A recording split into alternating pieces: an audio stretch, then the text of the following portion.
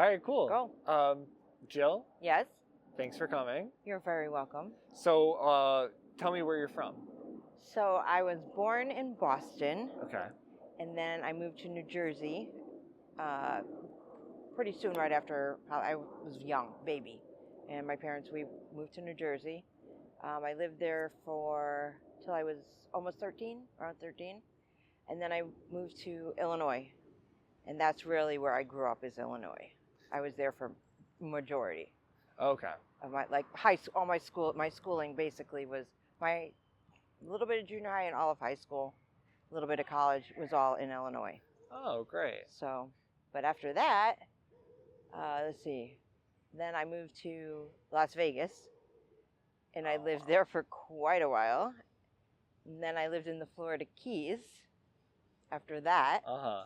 and then Denver after that, Okay. and now here. Wow, okay.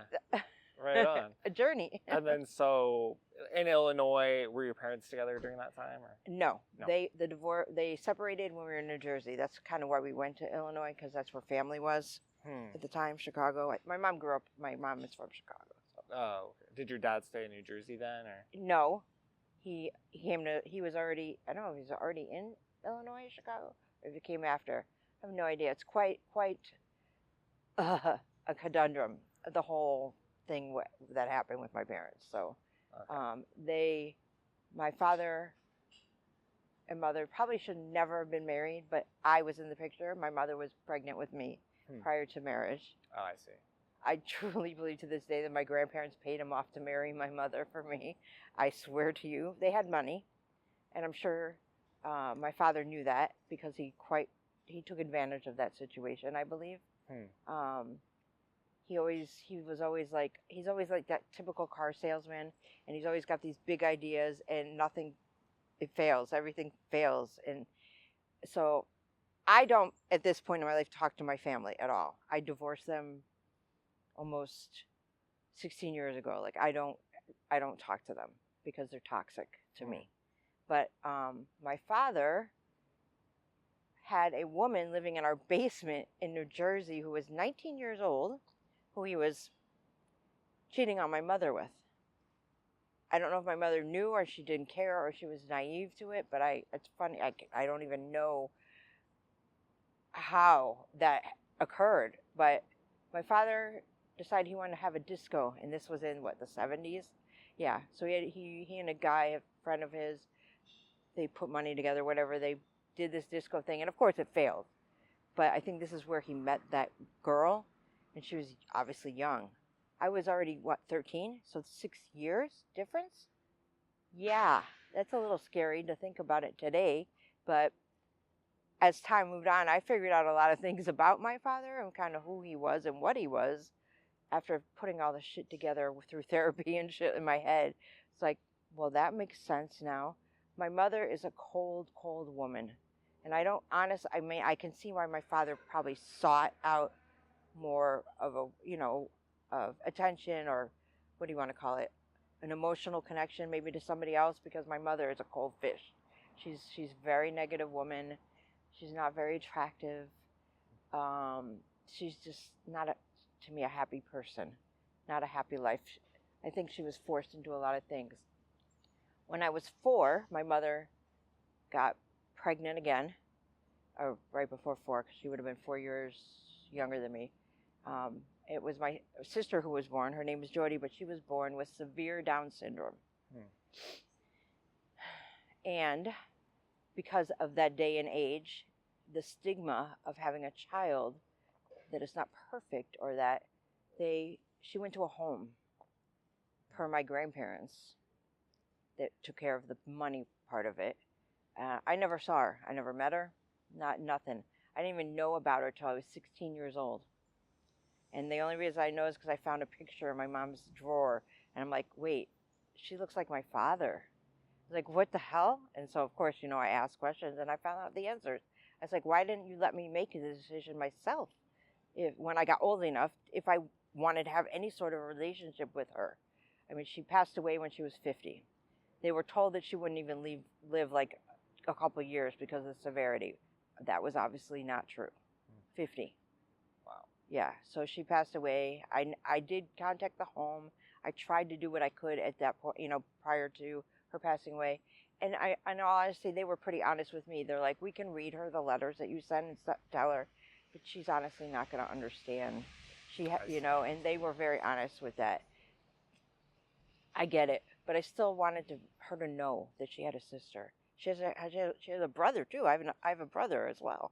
He was born 7 years younger than me, and that's total turmoil between the two of us. I was like became the babysitter, like wasn't the sister. So I resented him a real lot. I was very, very, very, very mean to him. Very mean. I apologized later in life, but I still, you can't make up for everything you said and did. I took his teddy bear and I would torture him with it and tell him I was going to put him in the toilet and flush him in. I was very mean. I cut all his fur off of him. I was horrible to my brother because I was just so mad at my mother because she was, treating me like the caretaker instead of her daughter. I was very rebellious as a teenager, very promiscuous as a teenager, not good in school. But I found out why just, a year ago? Because I have ADHD. And evidently in my era, I was told that they didn't recognize ADHD for women, just men when I was younger. Had my parents done that and I had been treated, everything would be different today for me as far as education, because I couldn't retain anything. That I didn't understand why I didn't do well in school and I got bad grades. It's because I couldn't learn the way everyone else was learning.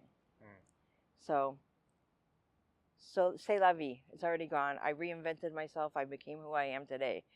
So where am I? What part of my life am I at? Am I still in Illinois? A teenager? It might be. I'm not sure. Yeah. My father.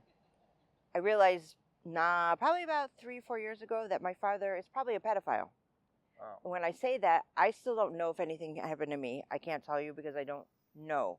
Like I don't think so, but things come up, and as you move on in therapy and stuff like that.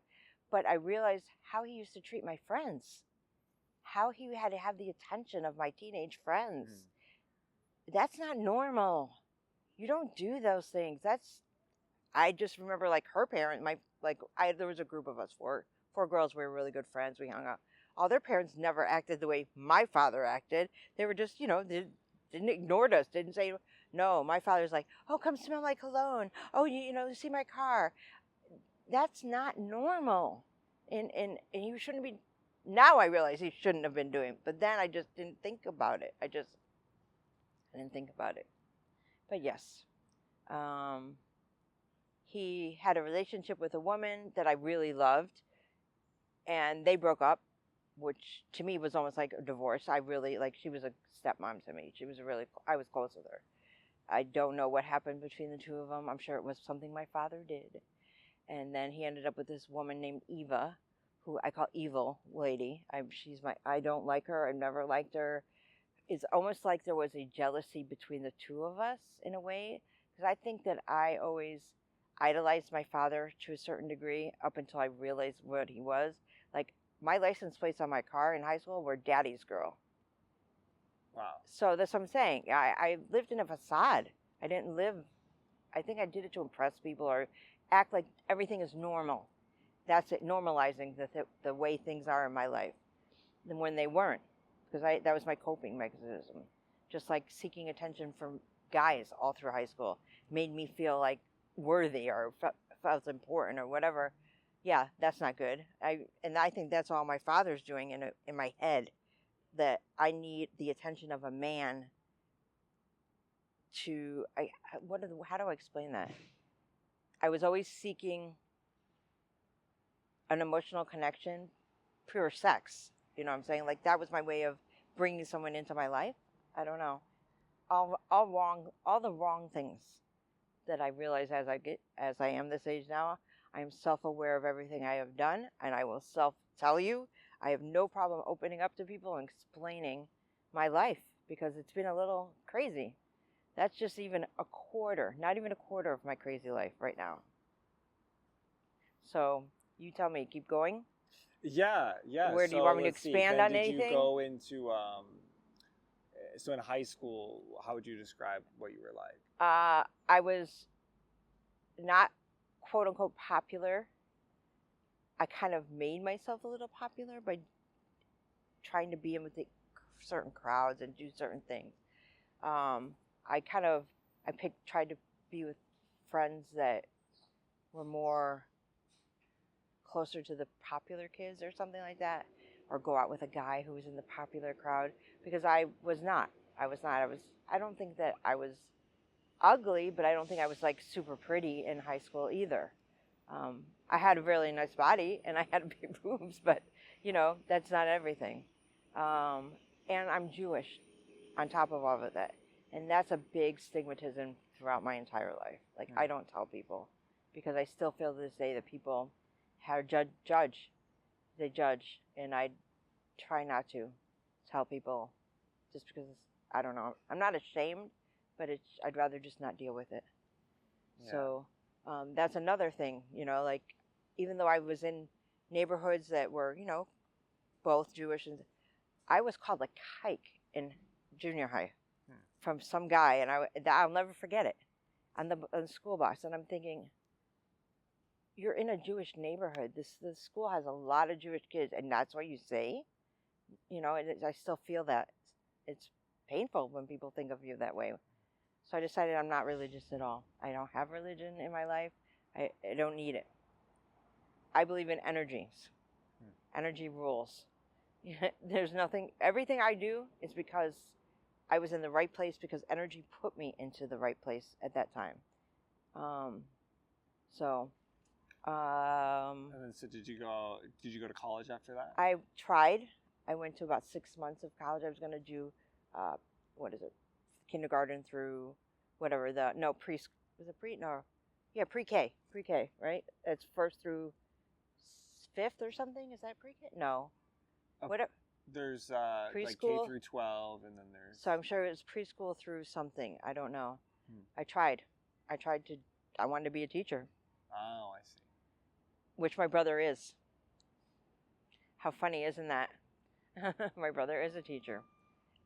He became a teacher after failing at a couple of things he wanted to do, which was sports. He's a sportcaster, like sports writing, and he was into all of that. And but yeah, he went back to school. He's got like 3 degrees. He went back to school for the teaching line, and that's what he's been doing ever since. But I see. Okay. So that's my brother. He's the golden child. I'm the black sheep. I'm the troublemaker. But I used to sneak out at night. I used to come in whenever. I just did whatever I wanted. I didn't give a shit what my mother said. Yeah. She didn't control me. I didn't think she controlled me. She controlled me later in life. After I had my kids. After I had my daughter. So I got married to a guy that I went to high school with. Although I didn't date him in high school. I just knew of him. Our lockers were actually right next to each other because of our last names. And he was Jewish. How about that? So, and I felt like that was going to make my family happy. So we got married. I got pregnant either prior to that or on our honeymoon, depending on, my daughter was born 3 weeks early. So it could be, and my dress was a little tight at the wedding. So I could have already been pregnant prior to that. But when I told my mother that I was pregnant, she said, "You're going to have an abortion, right?" "Oh, yes, this is my mother. Remember I told you how she is?" Yeah, I was like, Oh, that was strike one, humongous strike. When his family was like super excited, that we were going to have a baby. They were so happy, hoping it was a girl because they had boys. They wanted a granddaughter. So, needless to say, my daughter was born. And my mother will never to this day admit that she ever said that. Wow. She acts like my daughter is her life. I don't even know. I've told my daughter what she said.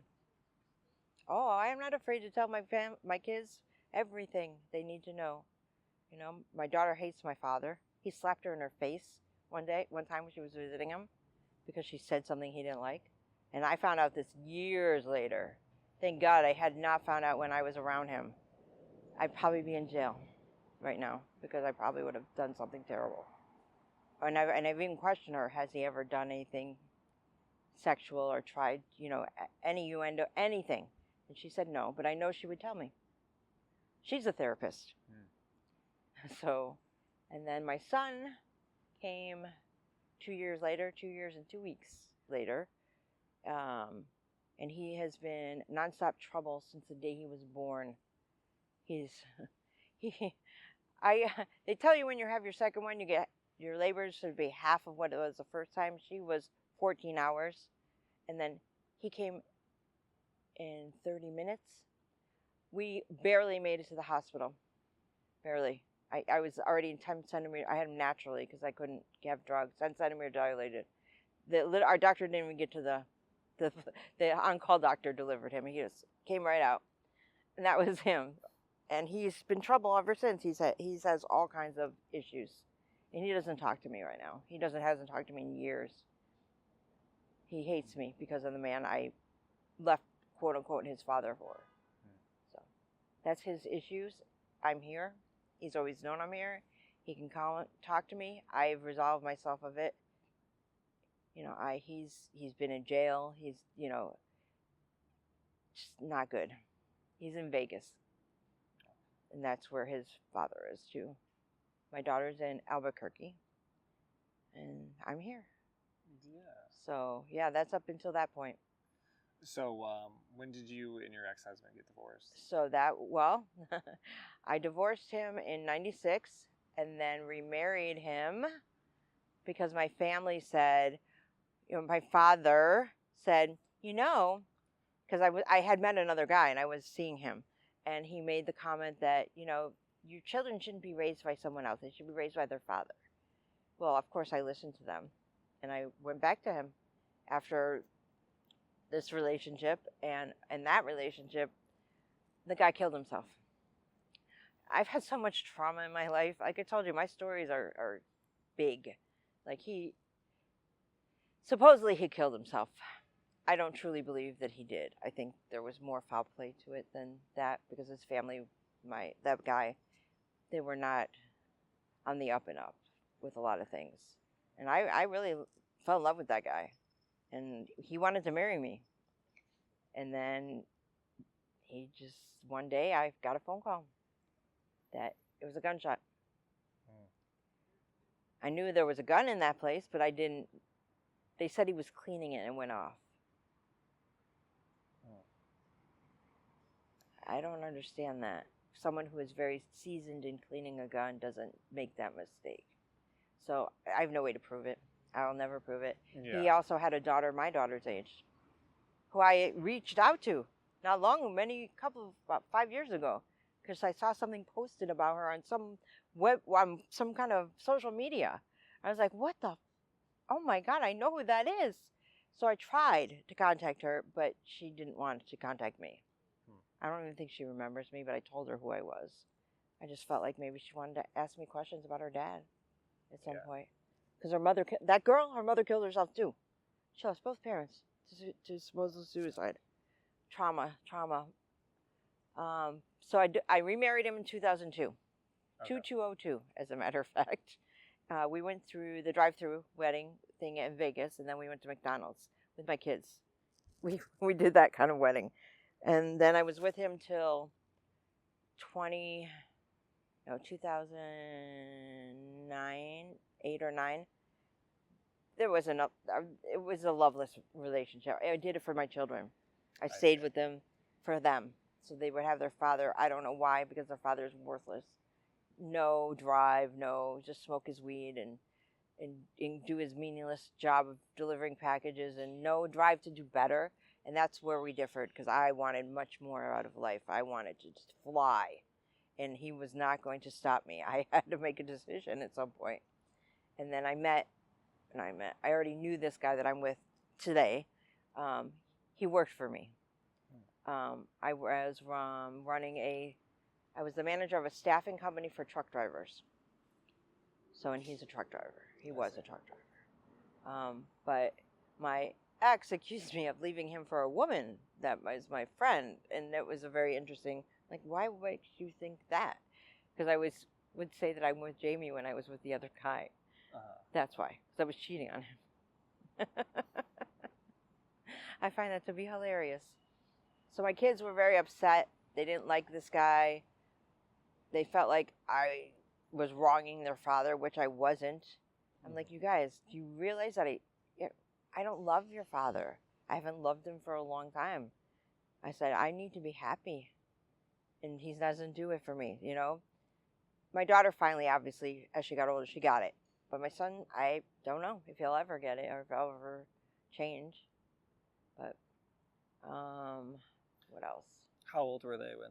Oh, old enough. Let's just say that my son was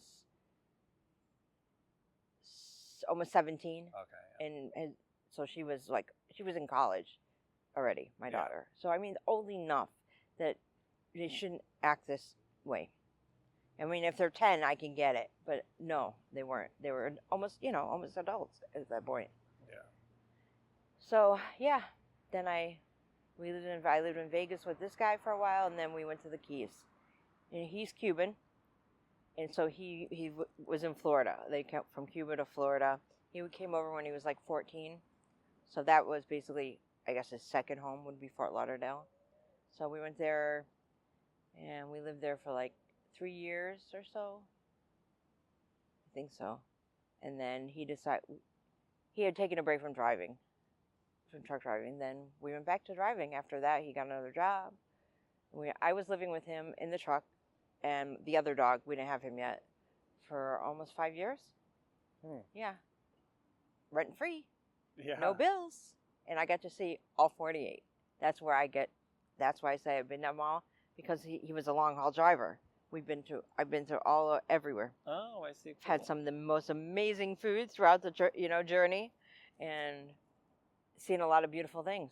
But Oregon, we're here in Oregon because of the day we came through Oregon, and I had never been here, and I was like, oh my God, I love this place. I want to be here. So when we decided we were leaving Denver, where do you want to go? You know where I want to go. That's why we're here in Oregon, because of me. Because I wanted to be here. I'll never leave. I love it. This is the best. And like I said, I've lived in a lot of places. Yeah. I can tell people, trust me, it doesn't get any better than this. Truly. I don't care whatever all the bad is, it doesn't get any better than the kindness of the people in this community. Never seen it, never felt it, not once, in any other place I've lived.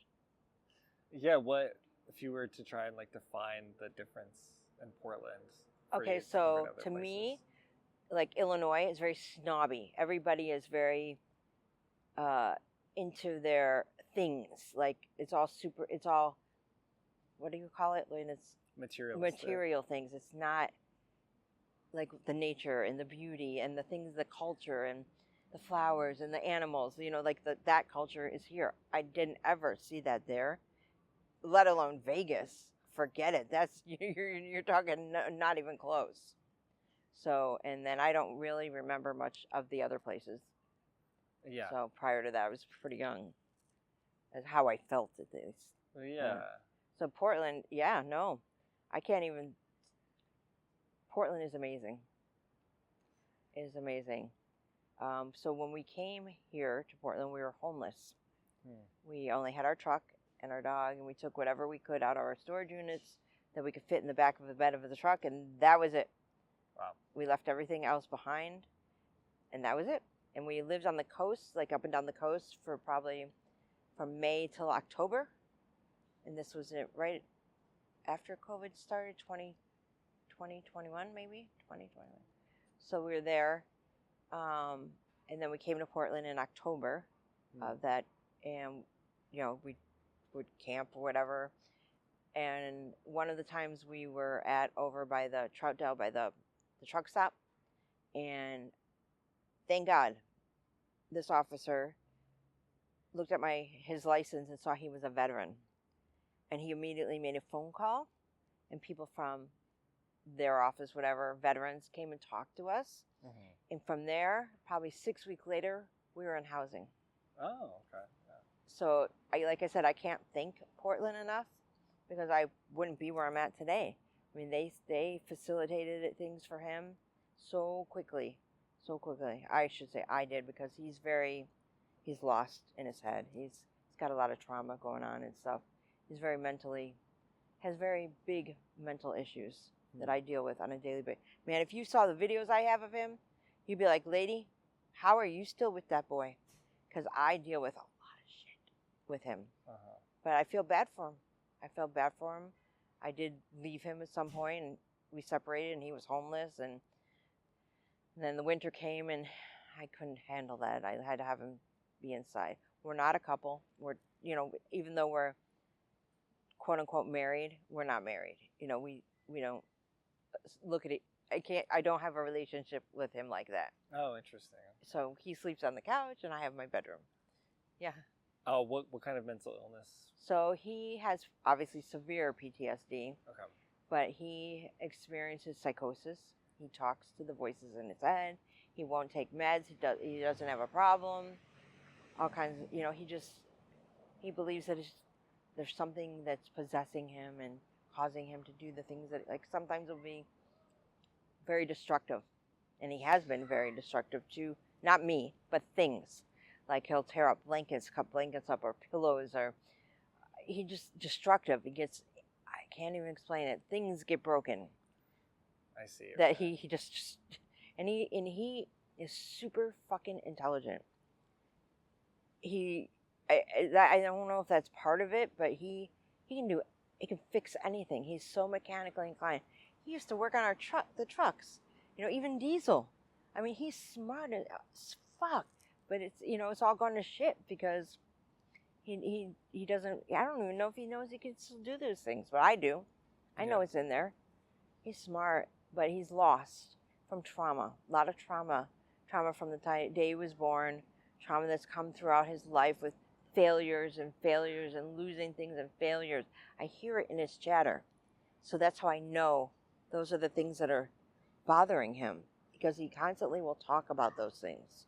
And I try to explain to him that the voices in your head are your subconscious.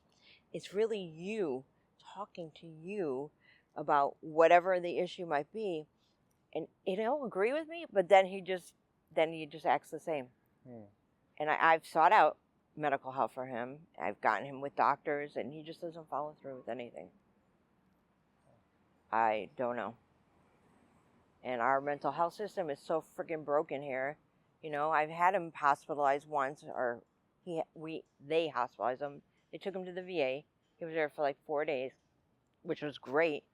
I was hoping, and he left on his own, of course, but he should have stayed there. He might have been a better person today, or healthier in the head. And after that, every time I had 911 or somebody come out for him to take him, because he was just, I didn't know what to do with him, they wouldn't take him there anymore. And that's the paramedics. Even though I tell them, please take him to the VA, it's about how many trips they can get. It's about the money. It's not about what's good for the patient. And that's, again, the system is broken. So can't do much more than that. I keep hoping that someday he'll get the help he needs. I don't know how much more I can actually deal with. I'm trying. Yeah. But it takes quite a toll on me. It's very hard to hear these nasty words as he says, and I know it's not me, but other people hear him. It's very disturbing to a lot of people, because the things he says, I know it's not towards them and he doesn't hurt. He's not going to hurt people. That's not what he's at. What it's about. It's about, he thinks, like, sometimes he'll think like whatever his entity or whatever it is, it's inside the blanket, and he's got to, that's why he cuts the blanket or something. He says he sees a face. It's crazy. It's crazy. So psychosis for him, PTSD, what else could there be? I believe multiple personalities. I don't know, schizophrenia possibly. There's several things he's got going on in there. And he wasn't like this the entire time. It happened about 3-4 years ago. Something snapped. Trauma. Sounds like to me it was when we left Denver, around Denver, coming here. Something happened to him, like stressed out about something, and it changed everything. So yeah. Is a lot of that trauma from serving? From what? From serving, being a veteran. Oh, they were, because he's Cuban, and he was good at everything he did. What do you think the Yankees or whatever you want to call the good old boys didn't like him? They picked on him. They put him down. They made him feel, and all he wanted to do was be part of something. he went into the infantry as well. Hmm. So that was what he wanted to do. And he was discharged honorably because of medical. He already had underlying issues because of the trauma that started there.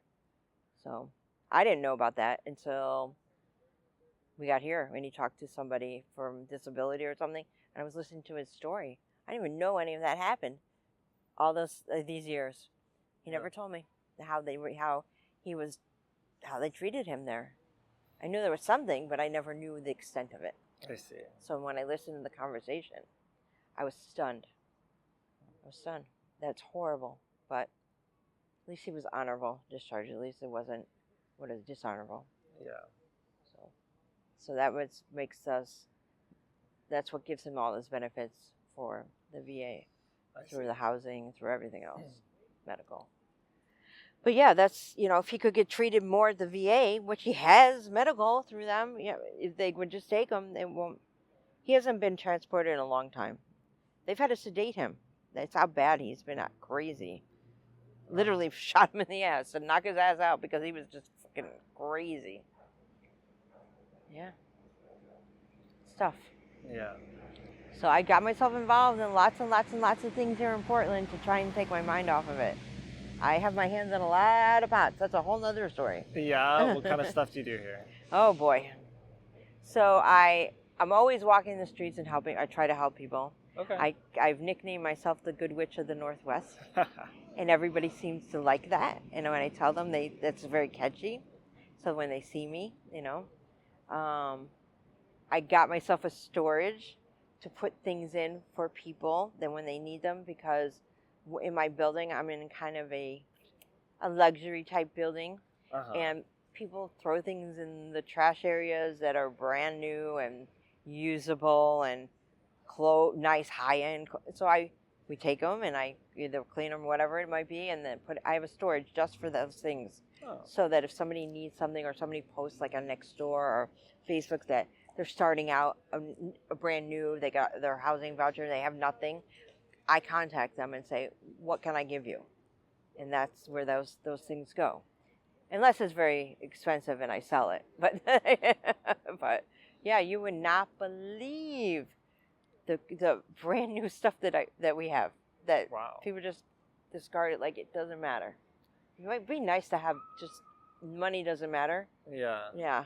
So, I'm sure they don't know that I live on a housing voucher there, but management does, but the people around me don't know that. But so yeah, so I do a lot of that, and then I volunteer at Blanchett House. Okay.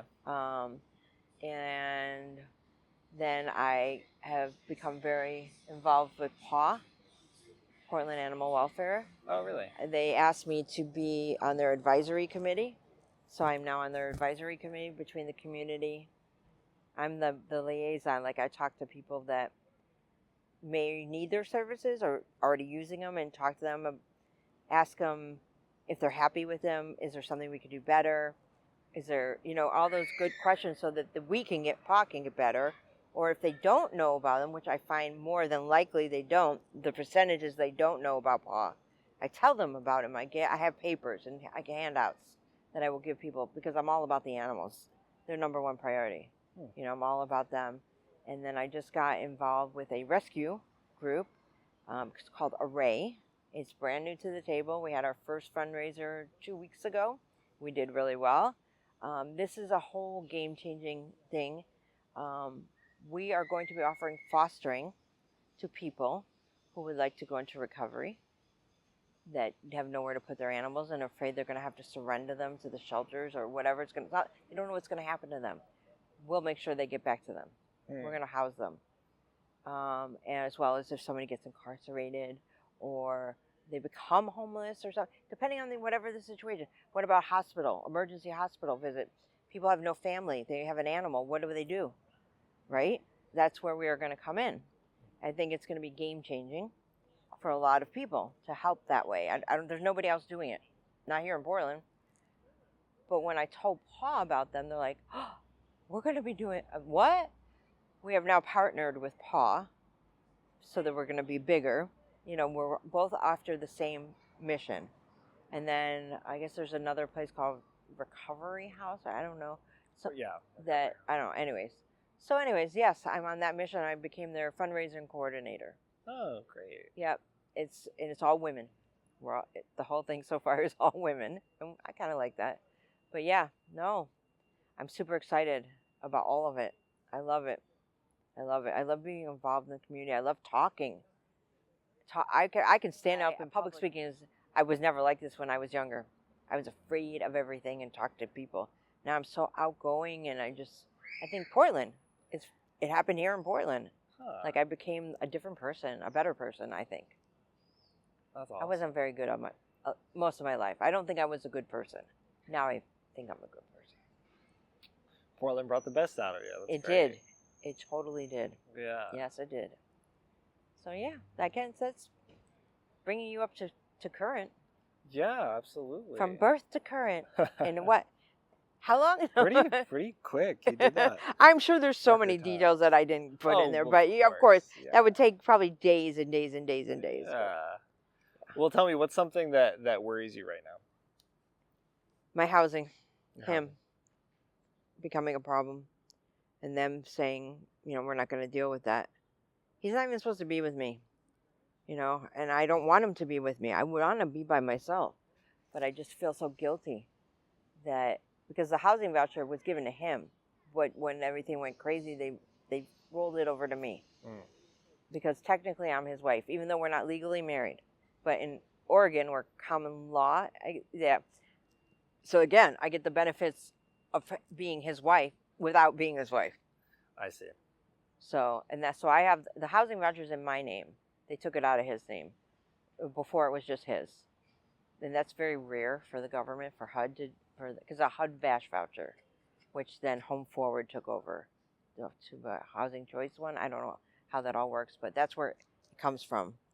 And I feel bad for him because I have it sometimes, but then I'm like, why do you feel bad? He doesn't want to get help. How what are you supposed to do?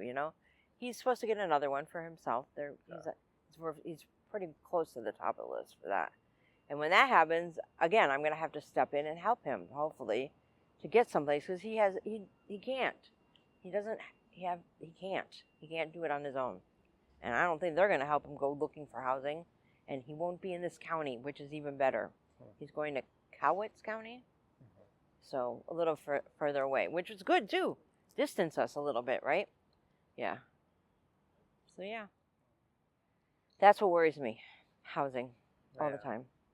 Oh, and then I wanted to ask you earlier, so tell me about your decision to separate from your toxic family. Oh, my family. So, he made me actually realize how my parents were very controlling, and it had my mother had to do with money. Like the place we lived in we had a townhouse that my mother bought because I wanted it, but she paid the mortgage. This was my ex. I told you he had no ambition, no drive. He didn't give a shit because my mother was paying the bills, basically. She was. My mother was paying the bills for us to live there, to live. And that comes with strings. There's always that, they feel like they can tell you what to do and how to do it. And, no. Just, my mother's a narcissist. She's negative, and I just had enough. I had enough of her. I had enough of my father being the piece of shit that he is. And after I realized what a piece of shit he is, and I wrote a really nice letter to them, my father, telling him what I felt about him. And then he still acted as if like I never sent that letter. Like he tried to contact me. Oh no, he emailed me telling me that I was pretty much dead to him. I was like, oh, okay, that's great. I'm just fine with that. And then he reached out to me probably year or two after that, acting like that letter he never emailed me that letter. So what I did when he called and I didn't answer, I sent that email back to him and said, do you remember that email? Read it again. I'm not supposed to call you. I'm not supposed to call you. I'm not supposed to email you or Eva. That's according to what you want. So I'm just honoring your wishes. throw it back at him, right? Yeah. He's the one who wanted it this way. I'm very happy it's this way. And my mother, I think she resented me because of having to marry and having to have me. And I think she gets jealous of me in a lot of times because I'm much different than her. She's like, very reserved, I don't think her parents I love my grandparents, but they weren't very touchy-feely, lovey. My grandparents slept in separate beds. The twin bed thing back in the day. What's that from? Like I Love Lucy time or whatever. Yeah. How the man and the woman slept. Anyway. Yeah. No. I love my grandparents. I really did. And I think I love them because they spent money on me all the time. I was spoiled in a way. So yeah. So Oh, but no, wait. He's the one who brought it up. His name is Andres, by the way. He brought all this to my attention, and I decided, you're right. He opened my eyes to things I had never seen or didn't realize. And after that, I spread my wings, and I started to fly because nobody was holding me back anymore. That's when I started to become a better everything. Releasing all of that. was it hard at first? No. Really? Not at all. I could care. People say, aren't you going to regret when they pass away? You didn't talk to them. I said, you know what? No is the answer. I have no feelings for these people. They're just people that I once knew. I have no feelings for them. Maybe that's narcissistic. I don't know. But they did it to me. They made me feel this way. You reap what you sow.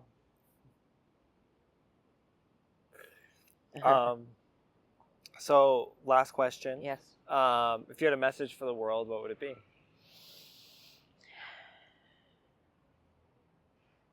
That's a big one. Well, the song Imagine? That would be what I would say. That's a good answer. That says everything. I don't need to say another word.